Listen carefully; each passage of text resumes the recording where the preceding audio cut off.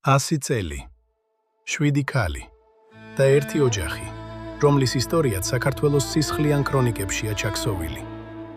ყველაფერი შოკოლადით დაიწყო, ტკბილი, მაგრამ მომაკვდინებელი რეცეპტით, რომელსაც ჯაშების გვარის წყევლა მოჰყვა. სტასია, რომელსაც პარიზში ცეკვა სურდა, მაგრამ რევოლუცია, მოცნებები და მემკვიდრეობა წაართვა. წითელი ტერორი და მსოფლიო ომი. როგორ უნდა გადაურჩე იმპერიებს, რომლებიც შენს განადგურებას ცდილობენ. სიყვარული აქ სახიფათო თამაშია. ბნება, რომელიც წვავს და ღალატი, რომელიც თაობებს მიყვება.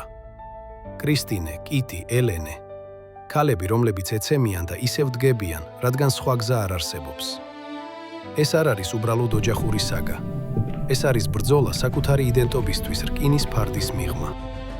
თბილისიდან ბერლინამდე, ლონდონიდან ვენამდე. წარსული აჩრდილივით დასდევს თითოეულ მათგანს. და არის მერვე სიცოცხლე. ბრილკა.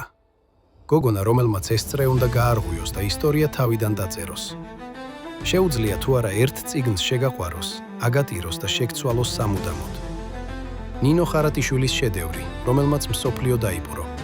მერვე სიცოცხლე ბრილკასთვის.